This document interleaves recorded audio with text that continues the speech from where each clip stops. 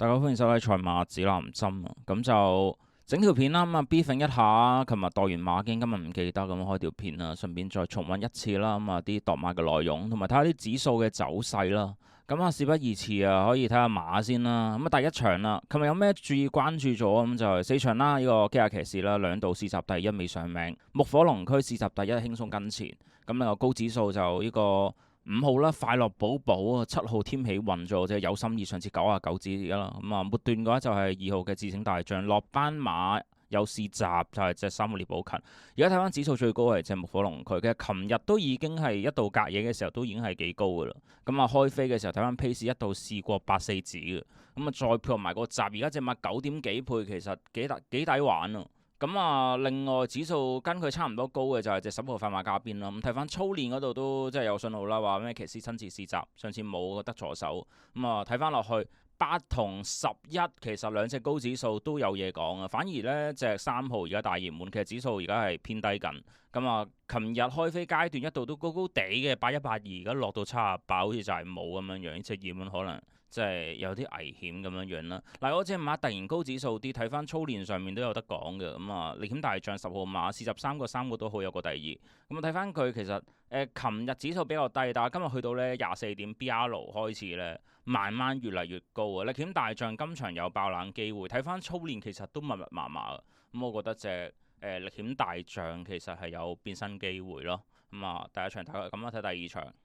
咁第二場有咩注意啊？咁啊，琴日 mark 低個閘啦，6號平海之星個閘幾好，一個第二，一個第一啦，連試2個閘啦。咁啊，架勢奇葩，突然之間用副練跳啦，之前冇呢招啦，大千氣象啦，落班跑翻兩勝路程啊，趙宏死操助手喪跳啦，咁之前又唔係點樣做呢個功夫噶，咁啊再加埋布文明顯好似有啲選騎信號喎，係咪啊？咁啊就希9揀1，咁啊整體嚟講都好似幾好嘅。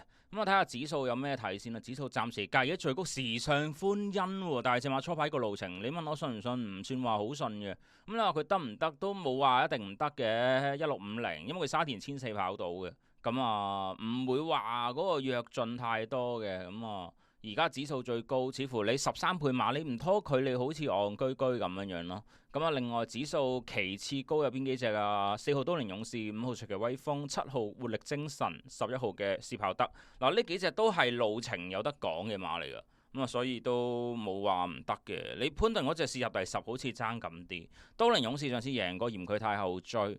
瑞奇威風12檔好難跑，試跑得都係外面追一段10檔都係，即係我唔中意啲跑法嘅馬。呢場似乎有啲難搞啦。呢個有啲難搞啦，你都係揸，其實我想揸翻12嘅，但係12個指數好似有啲騰騰地，咁啊見翻喺個而家暫時啦，而家係下晝2點零鐘啦，81指去到80指，好似有啲爭啲。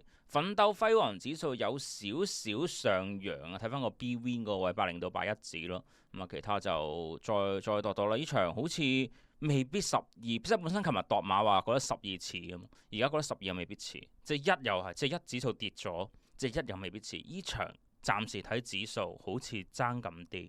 跟住睇第3場啦，有咩重要嘢要記住喎？5號啦，正將啦，咁上次純助手，今次周俊樂操兩嘢，似乎想爆冷啦。11號多利神區啦，上次埋門嗰下呢就用助手，今次埋門嗰下呢就用副練啦。咁另外9號環球英雄試入第一啦。咁睇翻環球英雄原來 pace 指數最高喎，又係嗱呢啲加程馬啦。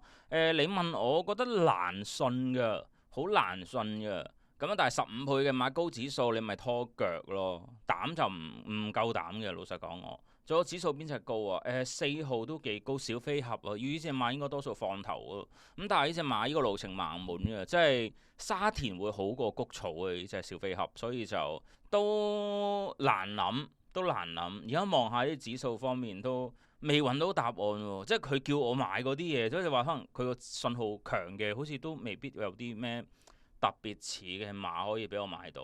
指數高做啲咩？指數高呢個追風啦，追風嘅路程 OK 嘅，但係馬信號少噶啦。不過佢整個4檔俾你好跑嘅。另外飛躍成就呢隻又拗晒頭，呢隻馬留意翻陣間，如果有度飛視頻會講噶啦，咁就會睇到係呢個叫做咩啊？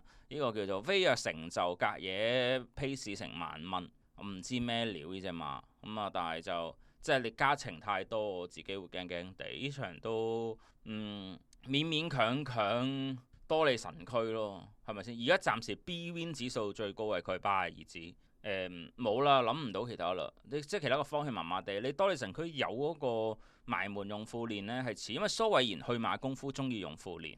咁啊，你話即係正將咩嚟嘅12檔拖拖佢咯，有功夫嘅話係咪先？第四場睇下咩指數先。第四場嗰而家望落去比較高指數啊，3隻啦，維港激流、紅錢道、金運來，3隻都係1200專家嚟嘅。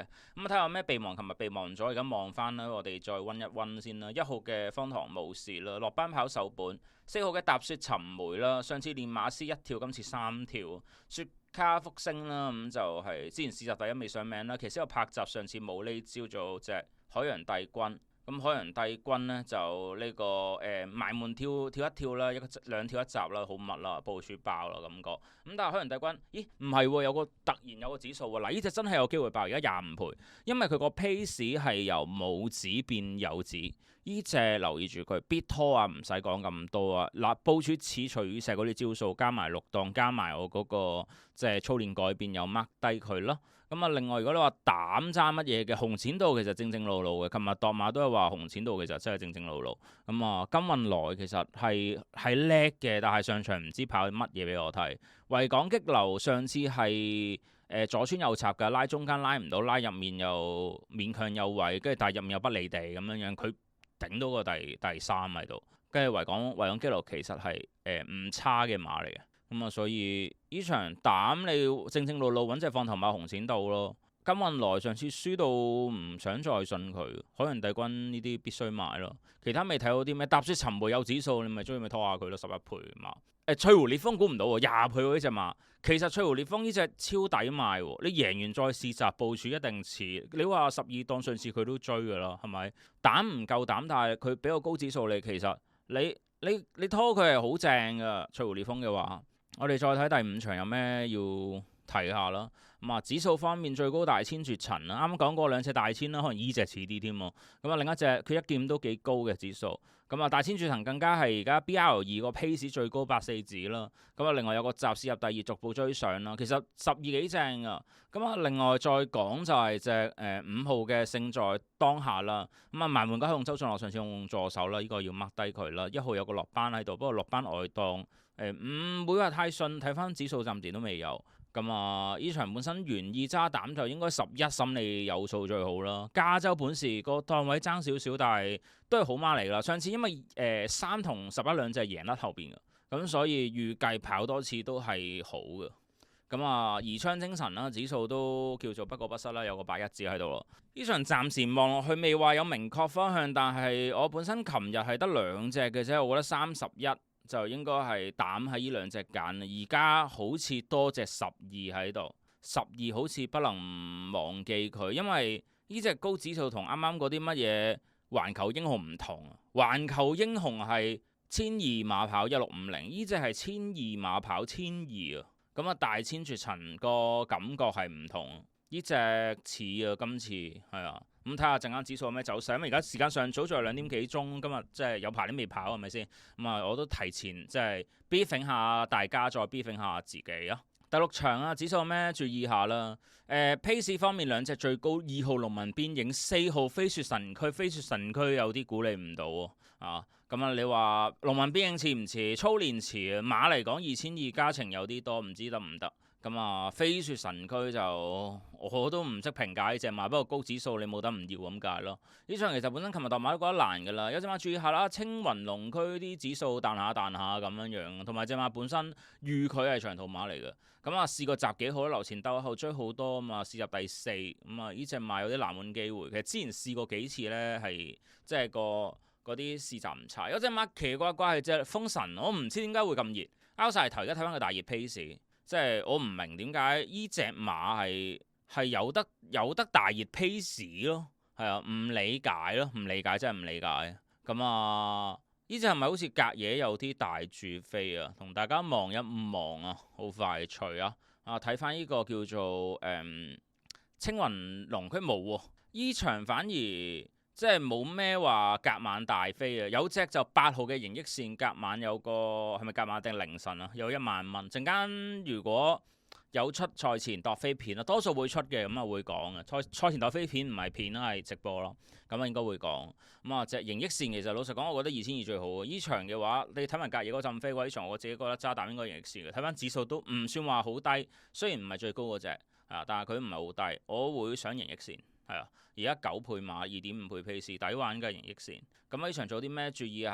啱啱講過 B 揈下1號嘅呢個浪漫戰神啦，寶雲兩野操上次得助手啦，呢啲明顯操練改變要注意啦。2000米沙田上個名2200應該唔會延長。咁啊同埋沈集成出2隻。咁啊另外就係龍雲邊啱講過啦，潘德麗連跳3次上次冇咁密啦。紅海勁何澤堯有新操啦，上次埋門得助手啦，呢個就係有啲操練上嘅變化啦。你睇翻紅海勁其實佢開飛有指數嘅，中段都有嘅。跟住冇咗23倍，睇下點跑咯。即係如果你話可能前面揼得慢嘅話呢，佢可能可以越程挑戰都唔出奇。咁你睇下前面啲步速又如何啦？即係預應該係阿斌放嘅，睇下放成點樣啦。太快嘅話就未必夠跑，慢慢地放嘅話留翻體力嘅話，紅海勁可能都有。咁啊唯美主義啦，埋門用潘明輝操上次埋門得助手啦。咁啊呢度都有啲操練嘅變化啦。發財先鋒，我覺得呢隻可能係需要去諗啊。因為佢試閘係贏3個幾馬位之前，你啲老馬嘅嘢呢，你話2200得唔得？其實佢2400跑得近嘅沙田都，咁所以2200預計識跑，今季上過名嘅2000米，咁所以你話發財先鋒今次可能有啲冷門機會啊。咁啊轉咗阿杜遠欣睇下如何啦。呢場你問我都係暫時想盈益線揸淡啦。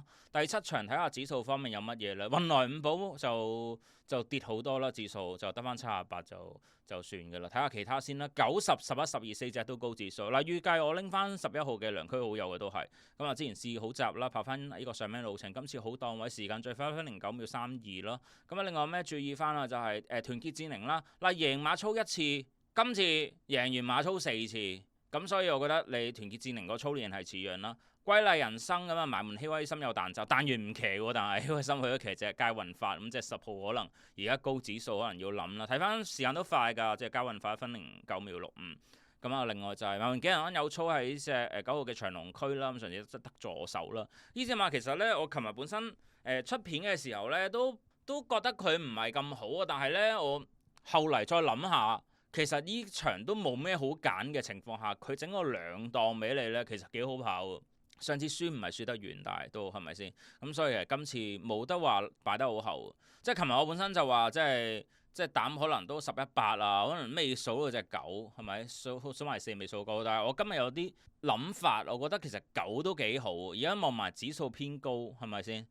留意翻我原來呢個指數 BR2最高係隻良區好友，所以良區我覺得揸膽有啲篤定。咁啊飛雲留意翻佢琴日17點有一口係幾高指84指啦，咁就係隻飛雲啦。呢隻就呢個路程梗係識跑啦，係咪先？咁啊五次 pace 噶啦。不過上次佢走去跑其他路程升班嘅，不過升咗班我預佢都應該識跑嘅。同埋今次嘅好奇怪個操練呢，無啦啦跳草地嘅。呢個方家柏馬房唔會揾騎師跳嘅，佢揾志宏跳嘅咋。助手跳嘅就好少揾，即係好少會揾騎師去掂佢啲馬，咁所以呢隻飛雲係有啲奇怪功夫。咁但係你問我即係翻嚟啦，揸膽暫時信隻良區好友多啲咯。咁啊睇下隻第8場咩？第8場冇咩指數，有隻高指數11號嘅川河洞，佢隻馬有啲似嘅呢隻馬。其實上次前一次呢，取個路程快末段啦。咁啊同程啊試過交過2 win。2 win 3個 pace， 其實整體嚟講隻川河洞區其實係可以係似樣㗎。